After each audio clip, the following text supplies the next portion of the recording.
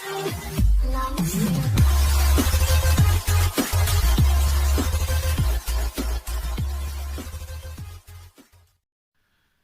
dear students, welcome to AJK Geography classes. I hope you people are doing good. This particular video will actually give you the knowledge or the basic idea about contour lines. Watch it very carefully and don't forget to take down the notes. As I said, today we'll be discussing about contour lines, which is one of the most technical thing in the topographical map. See children, contour lines are actually used to represent relief features on topo sheet.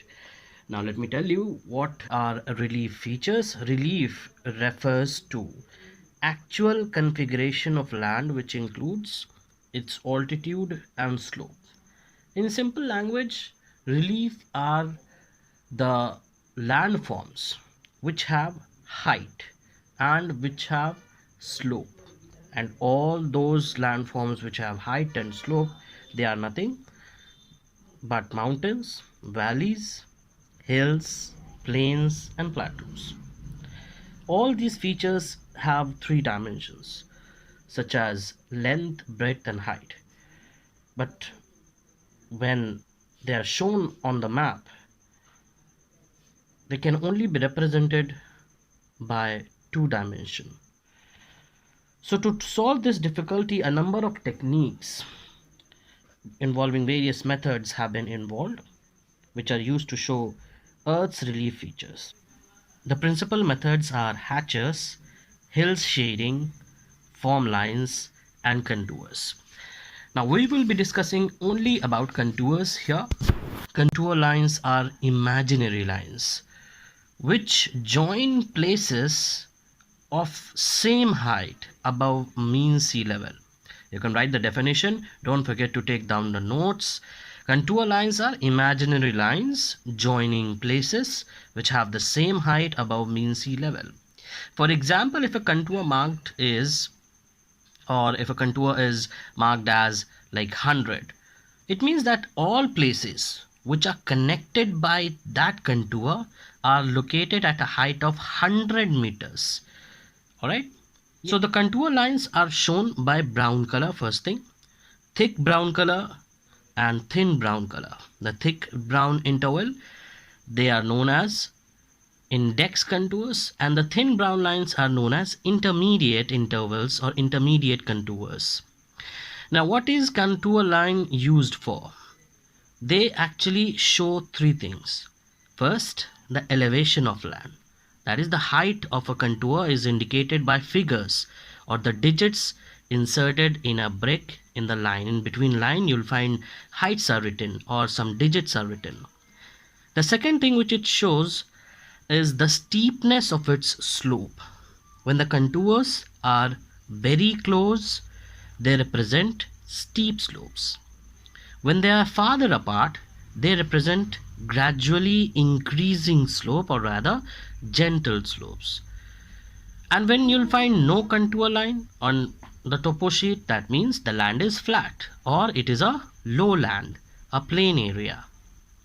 The third thing which it shows is the shape of land at various heights. What is the shape of the land? So for example, almost circular contours whose value is decreasing inside represent a lake. If the value increases, it will represent a hill.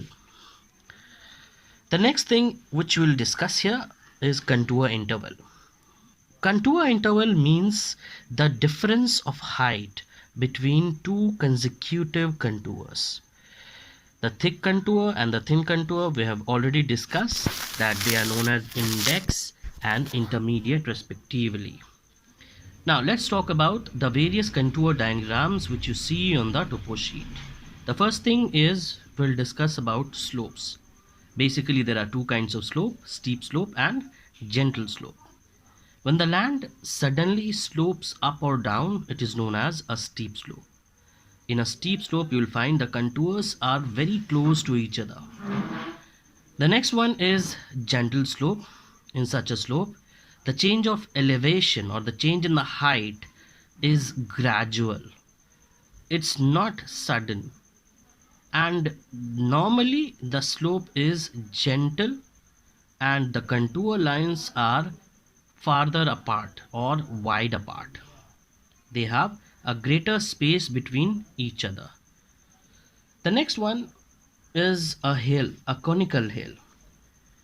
It refers to a landform which has got a high elevation. A conical hill is like a cone which is almost same on all sides, and contour which shows a conical hill are actually almost circular with the peak of the hill at their center. The contours drawn almost at regular distances, the value of which increases towards the center. So a mountain is higher in elevation and the conical hill is lower in elevation and has more contour lines representing it. Mountain, more contour lines; hill, a little bit lesser contour lines. The next one is a valley, a V-shaped valley.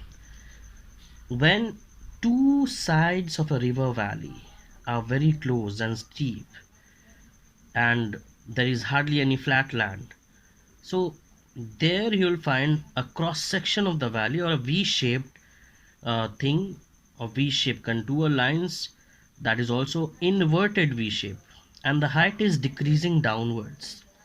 This section shows a V-shaped landform and it is called a V-shaped valley. The next thing is a ridge. What is a ridge?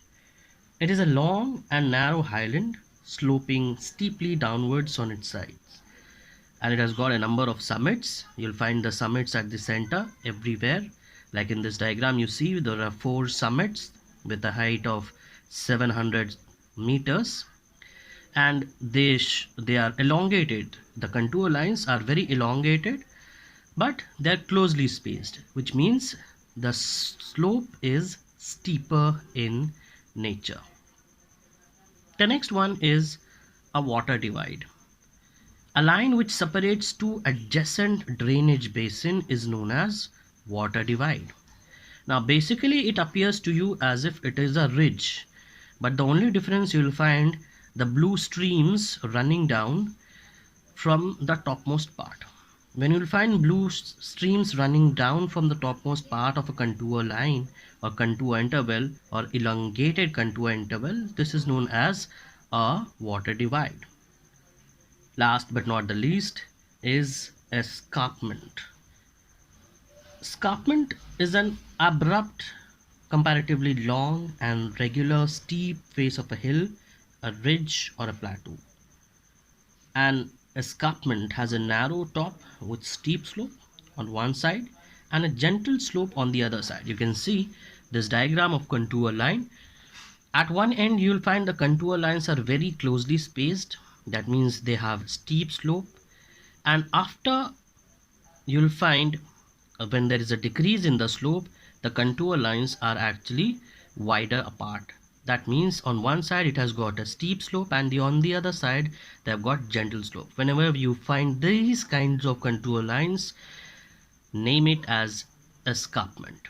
The only thing which you need to remember in the contour line part is you have to identify the contour line, what kind of contour line is present on the topo sheet, and you don't have to worry about any kind of calculation or any kind of extra knowledge, nothing whatsoever. The only thing which is necessary to learn in this part is you have to identify things. I hope you understood things. If you find any problem, do not forget to comment in the comment box.